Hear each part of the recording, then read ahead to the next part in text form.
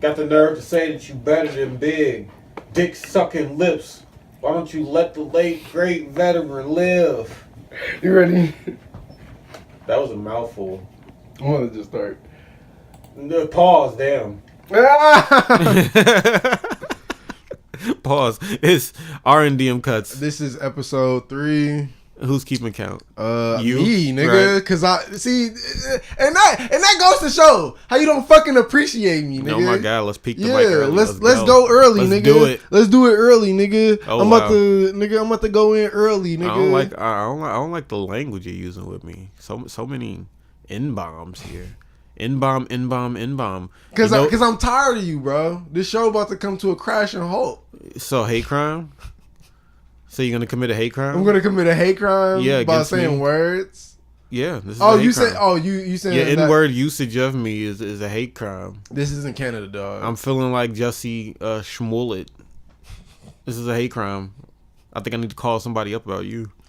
Anyways, this is episode 3. This is episode 3. I don't know who else is. We're kind of everything. I mean, we're already demonetized. So let's say we're demonetized. Yeah, we're demonetized. How? Because of all the N-bombs here. Damn. Good thing nobody's watching this. We smoked so much before this. I'm just kind of spacing. I'm all over the place. So excuse me. We smoked so much legal tobacco before this because we don't do drugs here in Wisconsin, guys. Yeah, we did a lot of CBD. We don't do illegal drugs. We did a ton of CBD, and then we got on here. So, anyways. That's how we do that. What are we getting into? I don't know. We was just talking about plenty shit before. We were rambling, but okay. Today we're getting into Cherry Glazerr new album. Yeah, that's the review coming up. Yeah, I've been fucking with Cherry Glazerr for a while. I've seen them around for a while. The name is always just floating out there, and I've listened to a few of their songs. I got a few of them on some playlists, so I like them. But I hadn't listened to a full album until now. Yeah, I've listened to pretty much their whole discography, especially because the review was coming up. Before I fucked with what was that? This album right here, Apocalyptic. That was the first one that I really got into. I think from what I saw looking at the discography, that's the third album. Yeah, that's a third album. Even though Papa Crimp is a bunch of not mixed. It was some garage rocky. Yeah, and I like that shit. I like that. I probably would want to go and listen to that one too. Yeah, I like that version of Trick or Treat Dance Floor on there that don't sound so studio. Hold on, isolated. So we're getting into that, but me bringing that up was just to say that's what we're getting into today. Yeah, I guess we don't want to have a whole. We was about to have a whole fucking Cherry Glazerr conversation. Yeah, we got to focus at the beginning of the podcast. But and we'll also be talking about female vocalists. Female vocalists, yeah.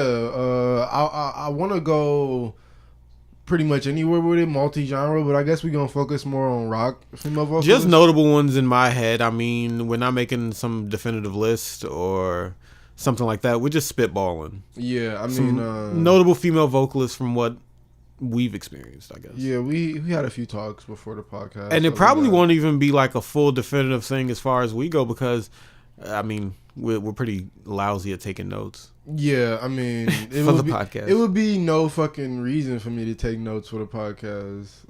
Maybe what you want to write a script or something, nigga?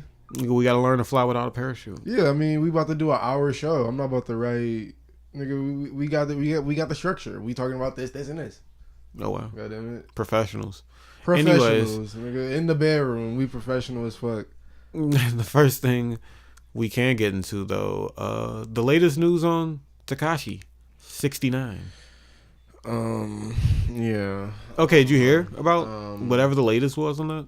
The latest shit I heard about it was that he was positively snitching on everybody, cooperating or whatever. Yeah, and he should be getting people was making a whole joke about him getting out when he was 69, which is I think fucking hilarious, honestly.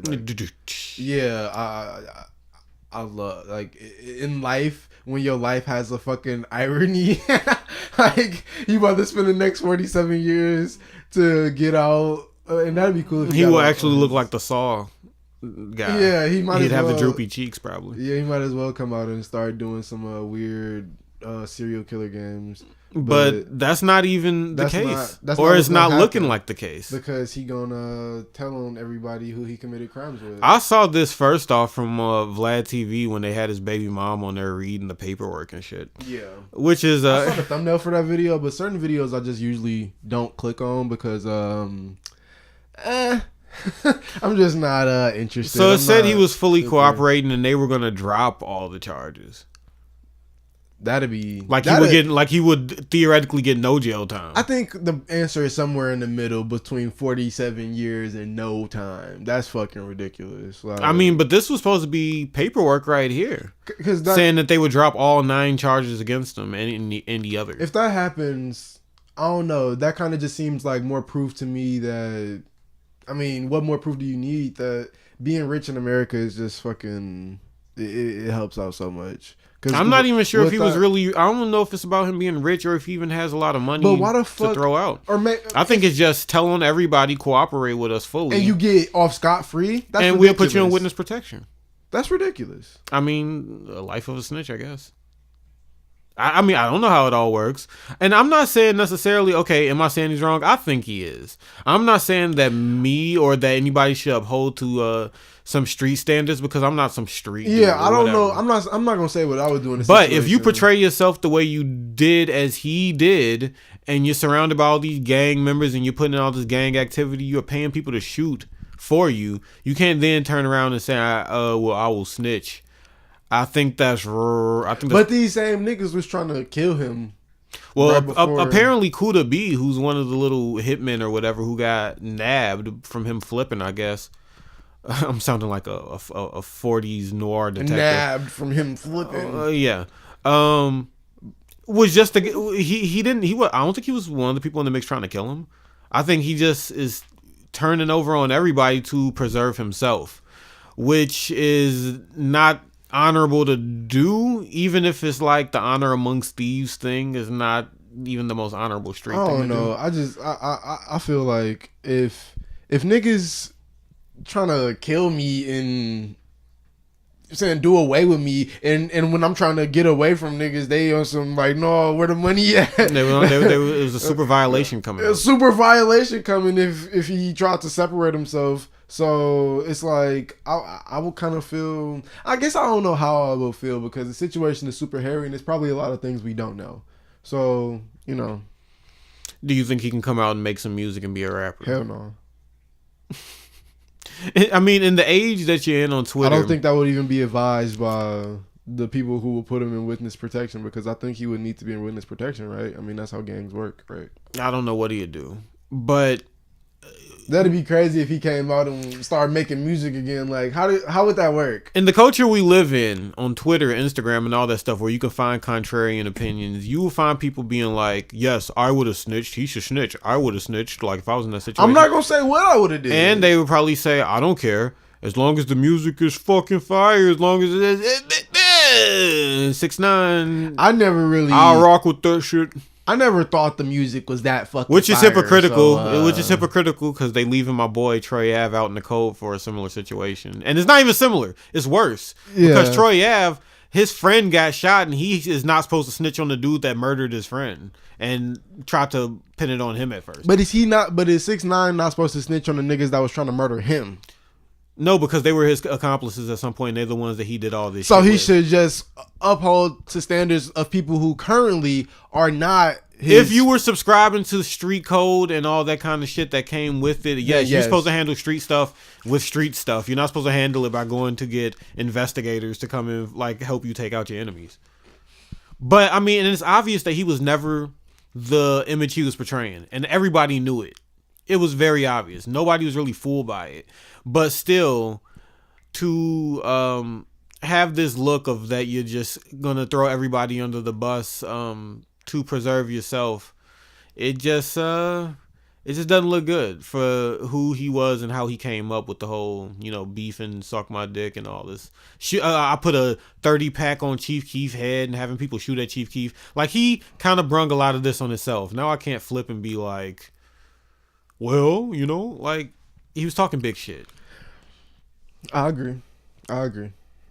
So, Tekashi, You had a nice little run. I was just watching some bloggers or whatever It was cool while it lasted. talk about it the other day, and people were predicting this. There was one dude that was like, if he don't stop doing what he's doing here, he's gonna be the next Bobby Shmurda. And he became exactly that, the next Bobby Shmurda. Except like 2.0, like on not even 2.0, but like times 2. Like he has so much more going on, and it's so much more. You know what I'm saying? It's just I don't know. This is a real setback for statutory rapists because he was the most successful one up until this point. He was really breaking down doors. Hold on, was that what happened? Whatever happened with that? What, with that whole thing? Yeah, did he get charged on that or what? Wasn't it a trial or something? Didn't he get? I don't exactly know. I know he was going to court for it, and I think he kind of got off on it or got off light. He didn't go to. They didn't send him to jail for it. He was on like a probation thing or something like that, I think. But yeah, he still got hit up for that. He didn't get off. I mean, I don't know. Was that true? I didn't look into that. I believe so. I believe so. I think you willing to believe crazy shit. He talked about all this shit in the. He had apparently the story was that some girl that was at a party and they had sexual encounter with like I guess some hood party where you got a chick up in there and like a bunch of dudes or whatever. Mm-hmm. And this chick apparently lied about her age and turned out to be like 13 or 14 though. Okay. And I think he was like 17 or 18. Okay.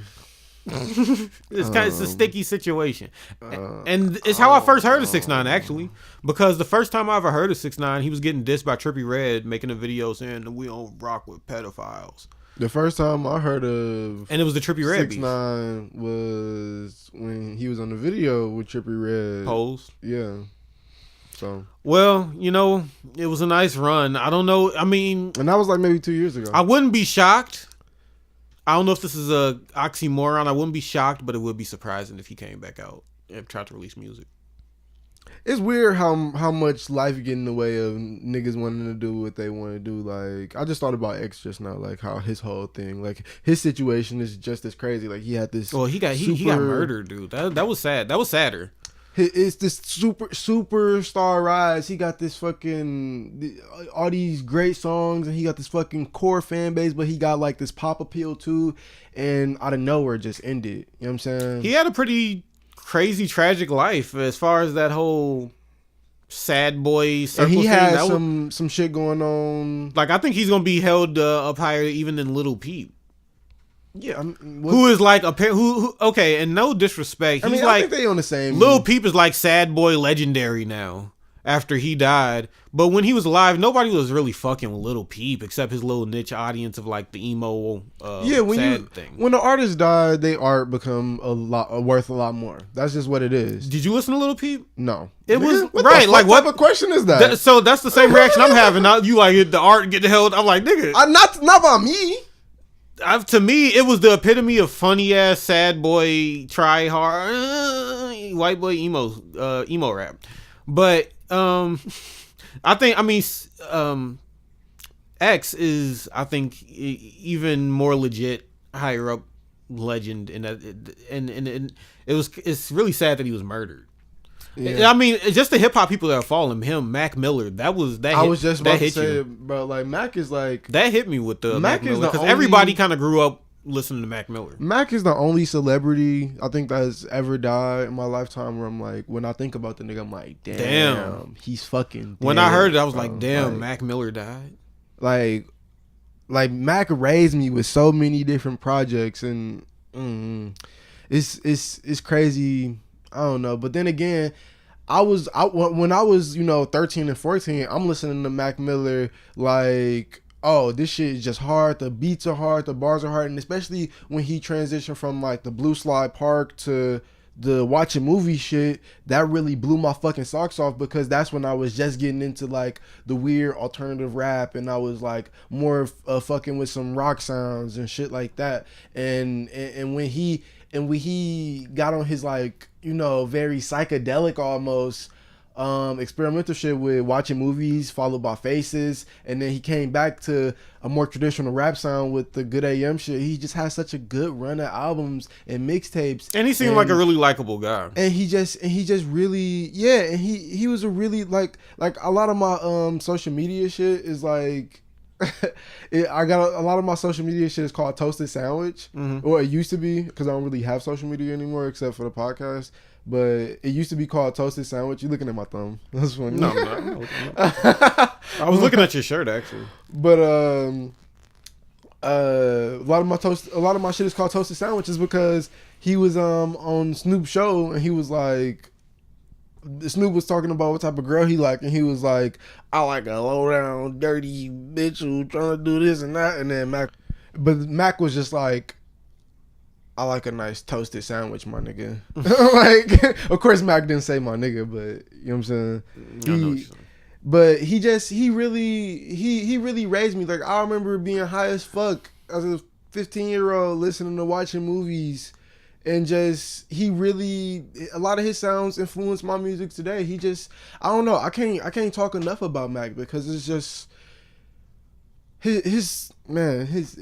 he impacted me was like, he raised me, bro. Like, that's So it was pretty sad when he died, but it was, I don't know which one was sadder, because XL was kind of brutally gunned down, and then it was the videos floating around on the internet of people filming him when he died. He was talking about his struggles the entire time. Like, when I was, you know what I'm saying, listening to the nigga the whole time, he was talking about, I got this problem, I got that problem, and I'm just like, the music hard. You know what Somebody I'm saying? better go watch Earl, because like, we talking about the same shit. Bro, afterwards, after he died, and I got the fucking courage to play his shit without fucking being like, damn, he dead.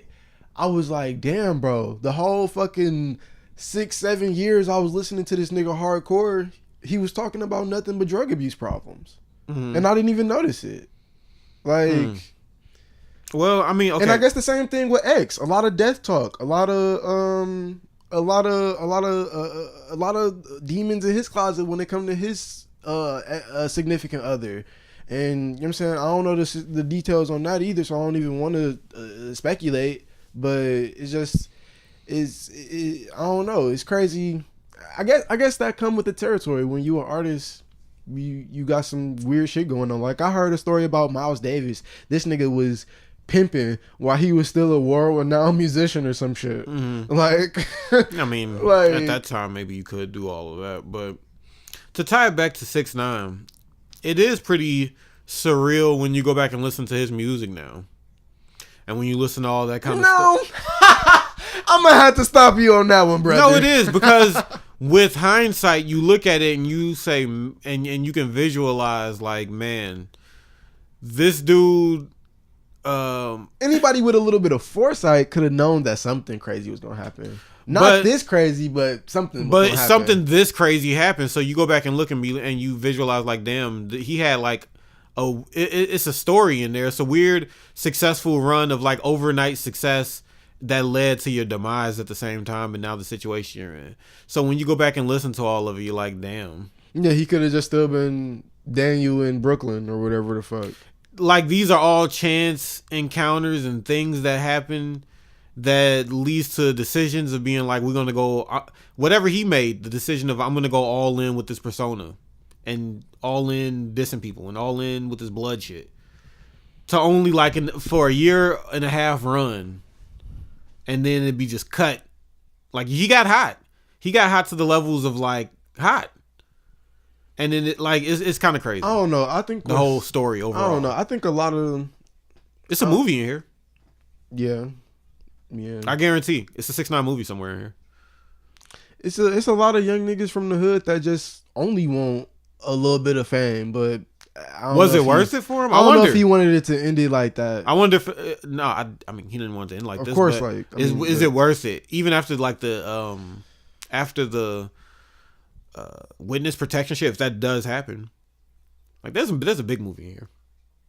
But can he come back? Like, people don't want snitches to come back and like make money off of like their little life story. Do you know Alpo in this whole thing? This whole New York thing? I'm not familiar with the whole story. No. So all the New York people. I don't know anything about what you just said. Alpo is a famous snitch from like I think was That's like cool. Harlem or something like that. Yeah. It's like some New York story lore shit.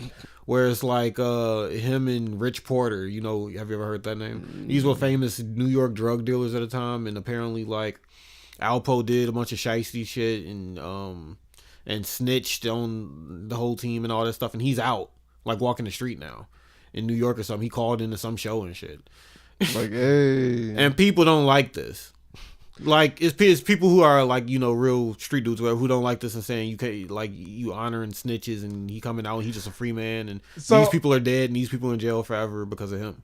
So, but I don't know. Like, what is he supposed to not Hide. be able to live? Yeah, he gotta hide. You gotta hide because somebody will probably be after you. I don't know about this Alpo shit. I don't know how I guess strong so. that sentiment is. But X cannot come out and just be kicking You it mean 6ix9ine? or not. Yeah, 6ix9ine 6ix9ine. can't be coming out and just I'm about to go be at the fucking Garden Inn. Yeah. I'm about to go be at the motherfucking Iron Horse for the night, and we gonna go over here, and I'm about to go out here. Like, I don't even think with security. He might as well just. I would honestly just leave the United States and just never come back. With that much money, you don't need to stay in the United States. Go make music from Yeah, I mean, you can Europe? you can go make music from somewhere in the Caribbean or somewhere from Europe or somewhere in Asia or some shit. Like, you can go do a lot of shit with the money that 6ix9ine, I would imagine, has garnered. I don't know how much feel money he has niggas- right now. I feel like niggas be way too tied to the U.S., bro. Like, I don't know how much money he has right now he because probably don't got a lot of money right now. he was maybe, I don't facing, know. he was fighting a lot of lawsuits with people suing the But he promoters gotta have suing him. enough. Even if you got shit, even with a little bit of money, shit, just go somewhere else, nigga. Just get a coach ticket airline. Just go, nigga. Just go. I don't know how he avoids anything with all this. Maybe his hair won't be rainbowed. Just still, go but live somewhere. He else, has all bro. these. He has a giant 69 on his head and a saw, the jigsaw. Like, I don't know how you hide unless you go get the Joker. Just go get a cloak. You go bro. get the Just- Joker type reconstructive, get a different face and shit. Just but go get a fucking cloak and wear it everywhere. And At least he has a story to be like, oh, at some point I was the hottest rapper in the world. bro, if I was him, I find a Martin Luther fucking a monk cloak, put that bitch on, and go to Tibet somewhere and just chill. Yeah. All right, so let's get into the talk of female vocalists. Yeah, that was a nice 20 minutes. Yeah, and now this is a nice segue. Female vocalists. Off bat, we gotta pay homage. Fuck it, let's go old school first. Anita Baker, bro. Anita Baker. All right, go ahead. She, Elaborate. I mean, if you know anything about her, she a super dynamic singer. Her fucking production is amazing. Whoever the fuck Michael Powell is, I think that's her producer and her guitarist. He is crazy with, like, I was just looking up some how to make 80s production last night, and it's some weird production tricks that are implemented. Not only is it like some pop and some synth based R&B, but it can get kind of, you know, sparse and saddening, or it could get super upbeat, and she could have like these crazy, you know what I'm saying, if you want to compare it to a more contemporary artist, Mariah Carey, almost like range. Well, I guess Mariah Carey would be like her. Just a side note here. Every time I think of Anita Baker, I think of, what was the Kendrick line on that J-Rock song or whatever the fuck, which is kind of corny to me, where it's like, Anita Baker, I think I need a baker. No. That was on Say What's Up with Black Hippie. That I was, need that a was the whole baker. Black Hippie, yeah. Well, it was probably something like, I got so much bread, I need a baker. No.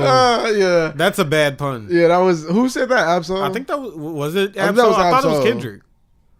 Need a baker. They both do that. Absol and Kendrick. Absol seemed like he stretched a little bit more, but keep them dead motherfuckers resting in my money clip. all right, let's not. that was- It's not a black hippie discussion, but that's just what I think sometimes when I hear Anita Baker. But continue. I mean, I said pretty much everything I need to say. She got albums and albums worth of good material. If you want to talk about another R&B artist I've been feeling lately, with crazy dynamics like that, what the fuck, Aretha Franklin, Patti LaBelle, of course. I mean, we talking about, This is some old school yeah, R&B bluesy. Yeah, I don't know, no. I guess Aretha Franklin Aretha would Franklin. be more bluesy.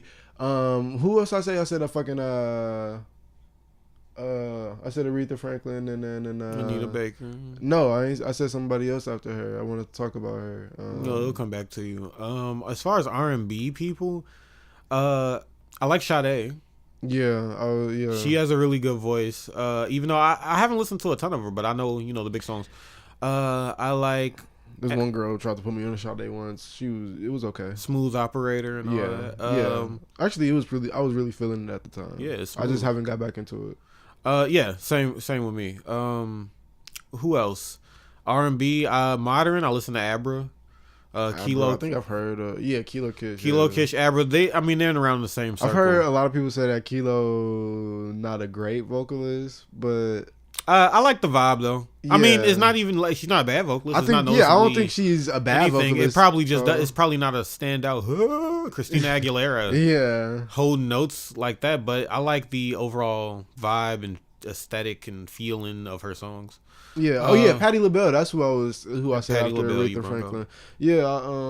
I really fuck with Patti. She got like her music is just like it's so like I almost want to stop chopping her songs up because it's just so easy. She just make it so easy to chop them shits up. Like those are if you want to ever get into making like soul chop ninth wonder shit, listen to a bunch of Anita Baker and it's If just you want to listen to be some laid out for if you. you want to listen to some R&B from the same time period chopped up, go listen to some Macintosh Plus chopping up Diana Ross. Oh yeah, Diana Ross. It was Diana Ross, or not really even chopping, kind of chopping up. It's like chops every now and then, but more pitch Loop shifted, and- slowed down. We can't go. We're gonna have to have a vaporwave episode for you one day. It's a lot of. I mean, we need more than a vaporwave episode. So much good vaporwave out there. I think you would like that. I mean, because you, as far as production, you like to use a lot of samples, and it has some interesting ideas of how to use samples, slow down samples, speed up samples, because that's what it essentially is. I mean, Samples and a little bit of your own touch there to make a. you got me into what was that one kid, Young Bay? I was fucking with him. For a Young while. Bay. But the thing is that after a while, I was listening to the album and it don't take the enjoyment away from me too much, even though. But every fucking drum beat is the same. Like every drum beat seemed like it's just a simple.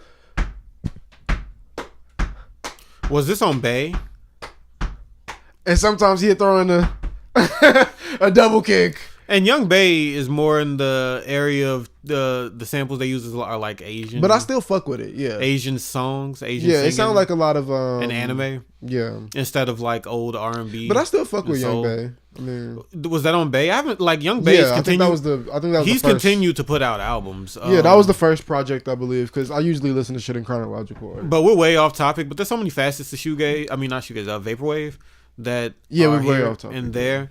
But let's bring it back. Female vocalists. We got into vaporwave because we were talking about Diana Ross and how Macintosh Plus sampled it. So we're not too far off. And, But female vocalists, we were talking about the R&B spectrum. Do you have more? Because I gotta shout out some more contemporary people. FKA Twigs. Her music is like the I've been loving the electro R&B sounds of like James Blake and her and fucking what I mean, even Igloo Ghost can kind of, he's not a vocalist, but he can kind of dabble in some. and not a female.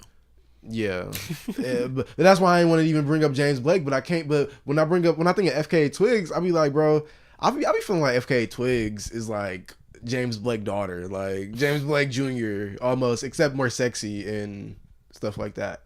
So you know a lot more probably about that R&B realm than I do. I mean, Jean most Grey is definitely. a good vocalist. She not like she good. Isn't she a rapper? She a rapper too, but she can sing some, and I guess she shouldn't be in this list though. She not great. She just okay. Right. So that might be it for the I mean, R&B for just realm. my surface level knowledge on it, I'm pretty sure there's other ones I like. But as far as my tastes, I guess it falls more into the rock, I guess you could say new wave. rock, new wave, like Cherry Glazerr, Dream Popish. Oh yeah, what's her name? Fucking Victoria Legren from Beach House. Her vocals are pretty good. There you go. I mean, yeah, her vocals are pretty good.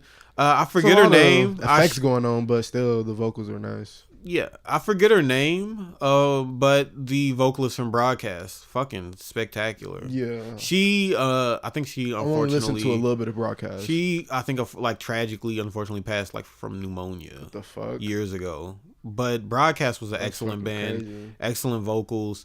But as we've talked about before, one of my favorite vocalists, Elizabeth Frazier from Cockatoo Twins.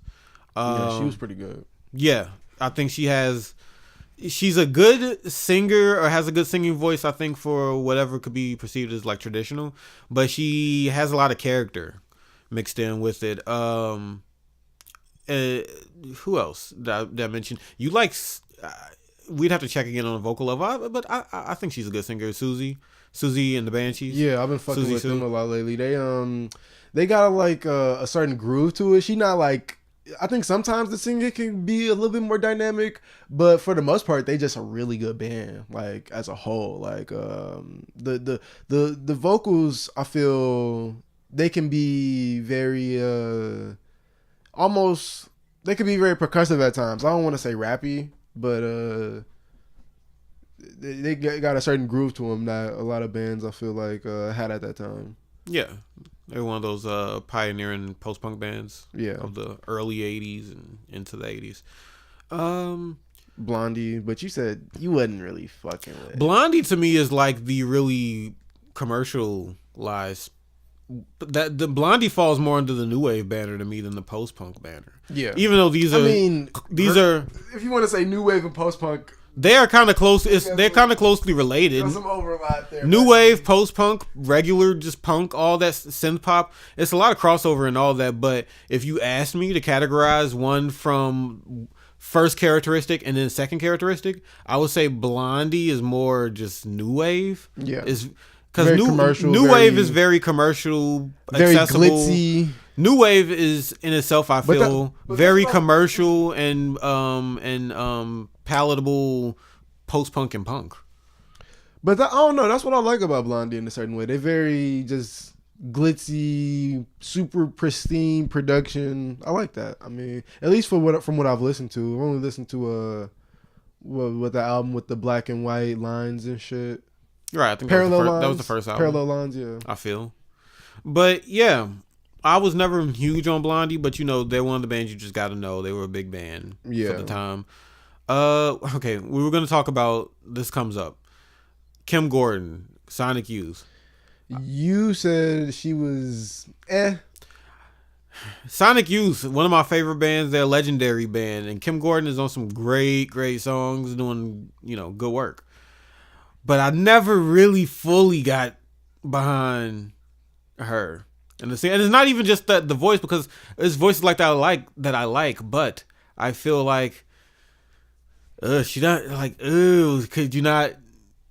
Was that the best you could do? Could you not? Could you not? No, not could you not, but was that the best you could do? It doesn't seem like you're as energetic for most of these things. I know you have a hoarse type of delivery, but I don't know, man. Sometimes I'm like, this could be better. I think she could step it up. Or I think if you got a different vocalist doing something similar, they could make it female backup vocalist. Yeah, I was never just huge on Kim Gordon. I was huge on Sonic Youth because it's Sonic Youth. I like Kim Gordon because she's a pretty good bassist. But so you're not. I like her. No, I like her vocals too, but they're not like amazing. But I don't think that's what she's going for.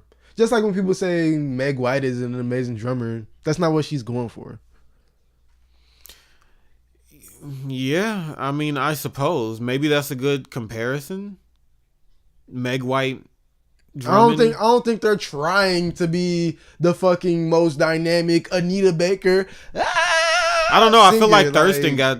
I feel like he has a lot of range. I feel like he can go from those singing songs, that type of thing, and then he goes to screaming sometimes and all of that. His voice got just a nice natural timbre to it that I think you either just gifted with or not. You know what I'm saying? You either just got a voice that got a nice, like, a nice tone that is just appealing, and you got a range that you can work with. But I don't know if Kim Gordon voice is as has as much. I don't think it has as much personality as Thurston Moore's. I think it's she very. Could just be one of many I think it's more one dimensional. Singers. Yeah, she could just be one of many female singers. While Thurston Moore, I can hear his voice. You know Kim Gordon when you hear it, but I feel like it do sounds. You? I mean, maybe I do. Yeah, maybe. You know. I don't know. I think she could just be one of many very generic female singers. Oh wow. No, I think she sounds unique, but I just think that. But then again, like I said, she's not trying to. You know what I'm saying? She's not trying to go crazy with the singing a lot of time. Most of the time, she just talking. It's not even I'm talking about like quality or whatever I perceive that to be of the singing. I just think it doesn't. A lot of times it doesn't bring me into the track more. I wouldn't say it completely takes me out of the track and the feeling. I like it because it's just having another female, another voice and a female voice for the vocals in Sonic Youth. I think that really makes it better. Honestly, I don't want to just listen to Thurston Moore all day. I like Kim Gordon. I want to hear Kim Gordon. Oh man, I don't know. I just never been super 100% behind it. There are great tracks though with her, but I think it probably could have been better. Maybe it couldn't have. I don't know. Maybe I'm wrong. But before I forget, Tracy Thorn from Everything But the Girl. Good. I don't know. Never heard of them. Okay, and then when I bring this up, if you are not familiar with trip hop, are you? Never really. The genre of trip hop. I mean, I got into some cloud rap. That's kind of. Well, no. This is very different. Yeah. No, I'm referring to trip hop as in the '90s. Nah. The '90s.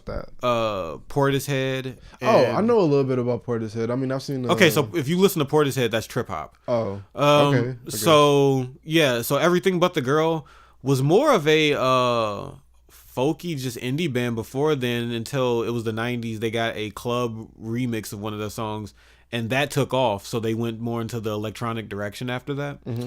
But Tracy Thorn, very good vocalist to me, from over in the UK. Yeah. While we were just listening to Angie Reid. She is technically a vocalist, but that we was talking about, do I really want to add her, because she can be very talky and very rappy at times, but she can also, you know what I'm saying, hold a note sometimes. You brought this up. It could be looked at as like, if you don't know who Angie Reid is, please look her up. She's amazing. She was signed to a label in Europe somewhere called Chicks on Speed. She's a bassist, but she got her own music, bro. I fucks with her shit so heavy. Like, it could be looked at as rapping in a very elementary way, on some like Sugar Hill Gang shit. Yeah. So I guess in that way it could be looked at as rapping, but it's more she's just talking. Mm-hmm. So I didn't know how to feel about putting that into a female vocalist conversation, seeing as talking, like it's not really showing much other than her concepts and her delivery of said talking. I guess so, but fuck it, I'm throwing her in. She already in. We already talked about her more than we talked about most of the names on this list. So goddamn it. But another one, we brought up some more of the just pure punkier side. I brought up the Muffs with Kim Shattuck. Yeah. Or the Distillers with Brody Dow. Yeah, I haven't gotten into any of these. I wanted to before we started, but hey, shit happened. So I mean, I don't think a lot of these are, I guess, traditional. The ones I'm naming are just traditional vocalist picks, I guess. I mean, some of them could be seen as good ones, but they're more niche alternative scenes. Yeah. Ones. So that's what I have on that one. Yeah, I mean, I think if I think a little harder, maybe I'll come up with some more. I mean, I guess we can finally talk about Clementine Creevy. She's the lead singer of Cherry Glazerr. Cherry Glazerr, which is dream pop, shoegaze. Yeah. Really? I didn't get the... I mean, certain songs are dream pop, I would say. Okay, well, the thing with Cherry Glazerr is that I've very much noticed with this album is they're blending a lot of those types of genres. Yeah. So you got some dream pop in the mix. You got some shoegaze elements in the mix. Dream pop and shoegaze can be really... and a lot of times are used interchangeably. as labels for bands. But okay, so if you ask me to split it up, I would say shoegaze falls to me on the noisier side of that spectrum, whereas dream pop is the same sentiment, almost could be same everything, but it's less noisy and more just the poppier elements are more more smooth, more the poppier elements are more in the forefront than the noise rock more elements. accessible and more calm feeling, but when you really less abrasive. But when you really look at the etymology of the term, dream pop and shoegaze are really used interchangeably for bands, where a lot of dream pop bands can be shoegaze bands and a lot of shoegaze bands, and a lot of them are. But yeah, they're blending many things though. You get dream pop at points, you get the heavier shoegaze elements. At points, you get post punk elements.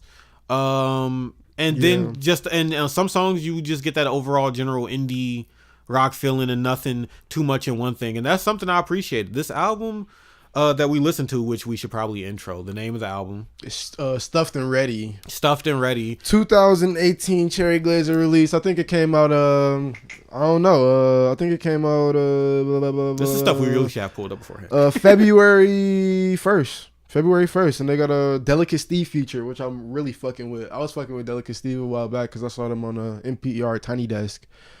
They shit is it's more instrumental based a lot of the times, but I think they a good. I don't even know what you would classify them as. It's like just like a really good instrumental band.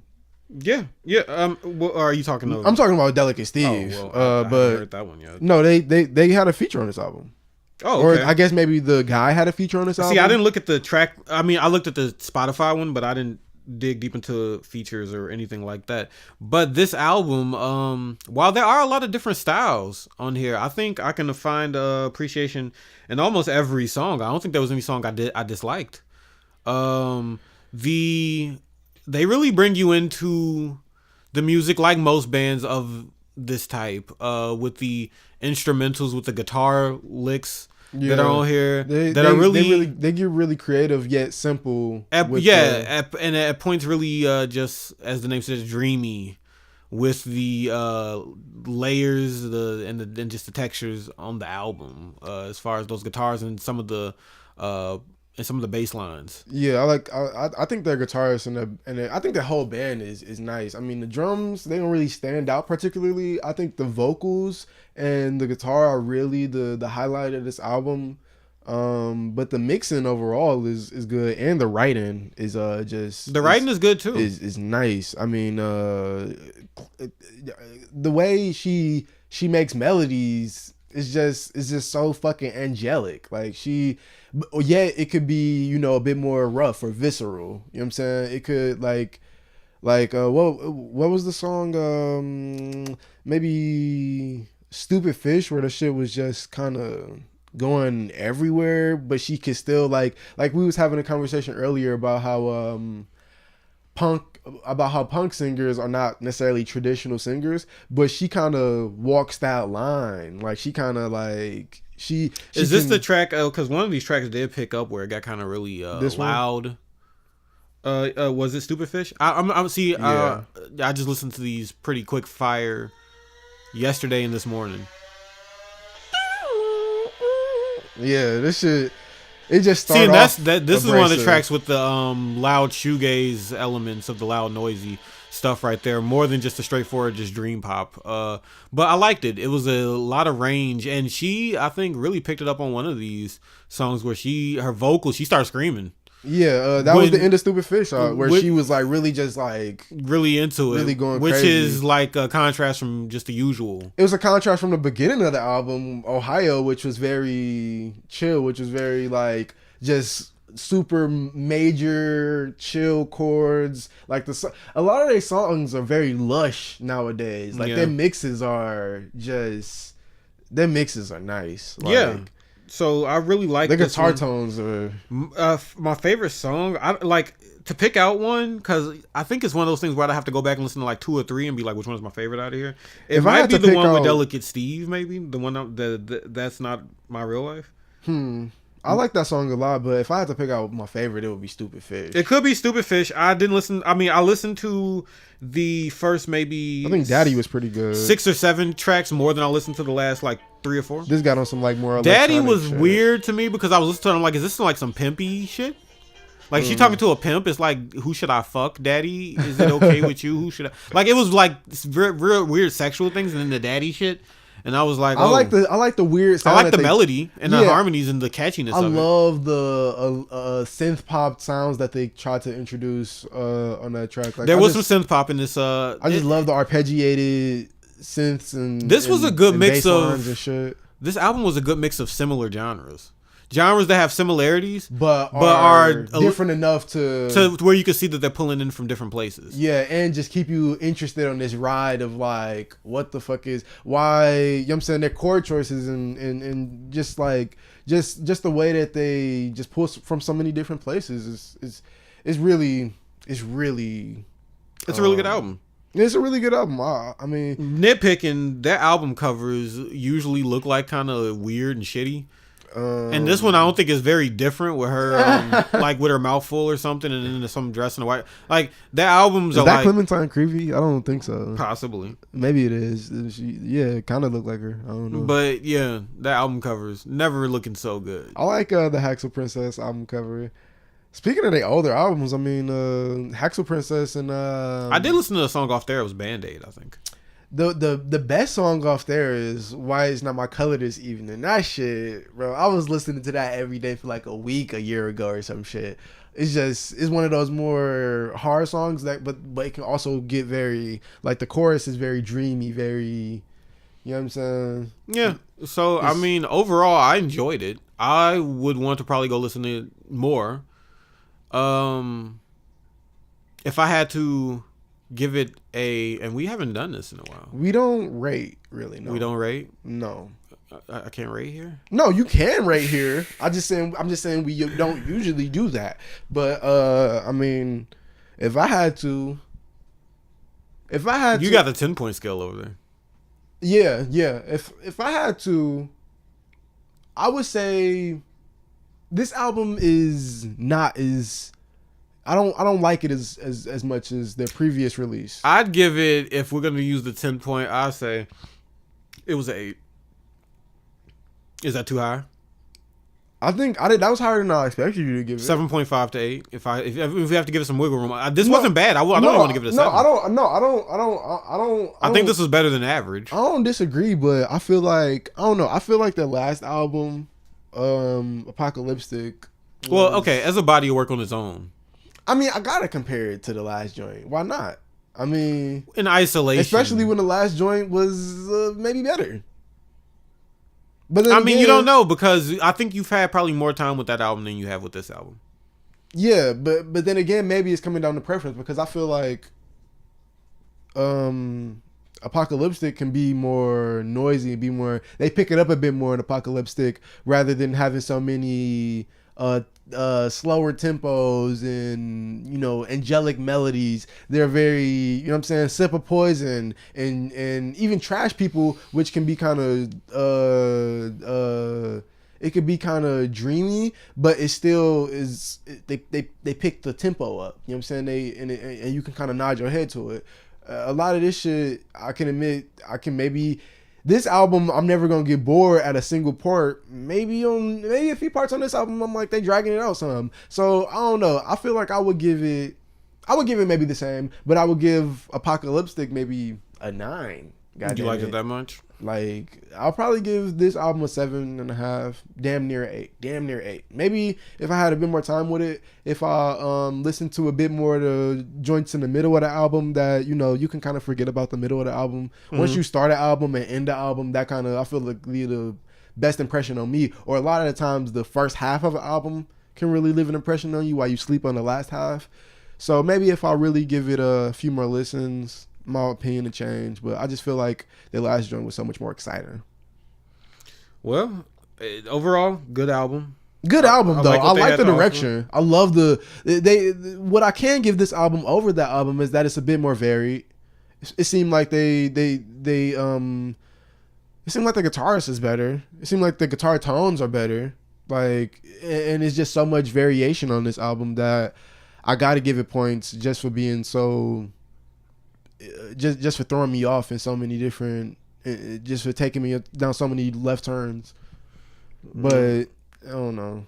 There we go. I want hard shit. I think we mostly agree. Yeah, we mostly agree. But I don't know. I want them to get back to the shits, to make a Stupid Fish EP, nigga. Let me hear that. Yeah, there's a lot of bands out there that I always tell you should get into that sound like just like that. Another band that kind of sound like that sound that I really like from them is a whole genre. Together Pangea. We was talking about them a while ago, or yeah, Together Pangea. They pretty good. They can get kind of poppy at times, but for the most part, I think they pretty good. And the poppiness is what makes these tracks is where the sweetness of these tracks lie. That goes beautifully with the noisiness. I don't need sweet most of the time.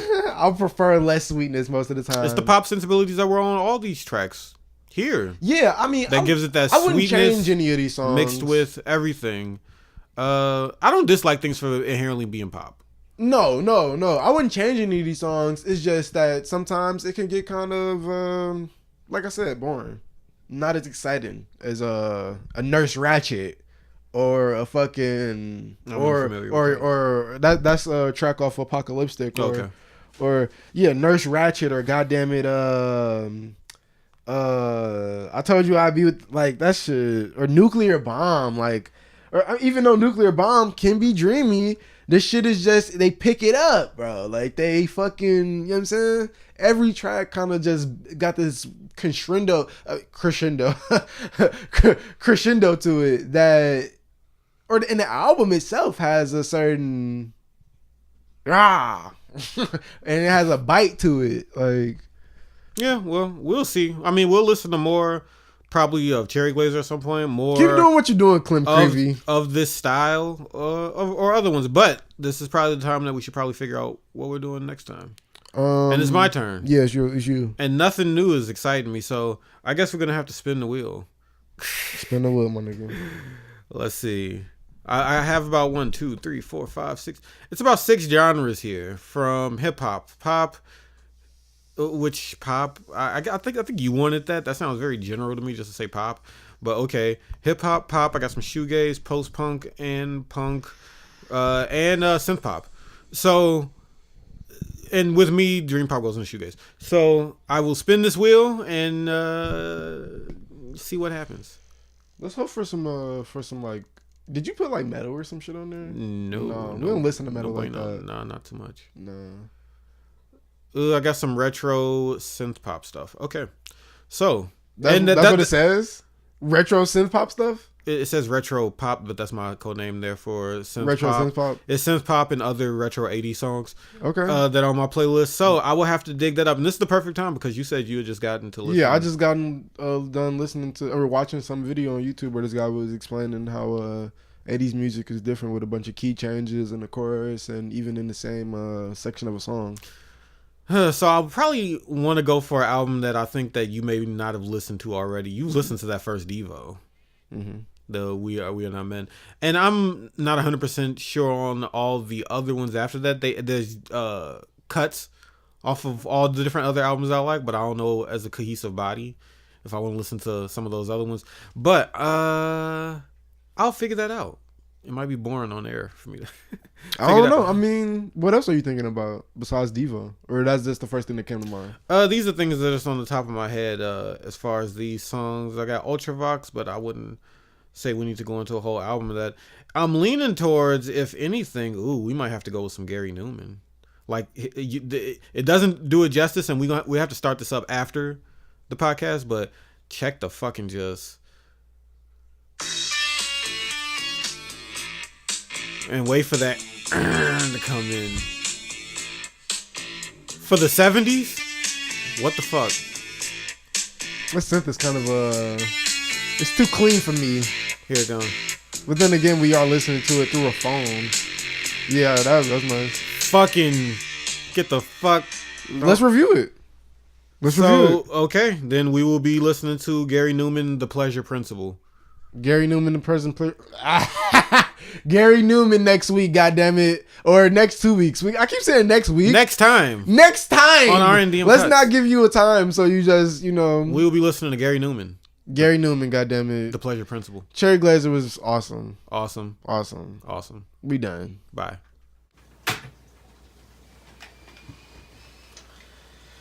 Check the cameras.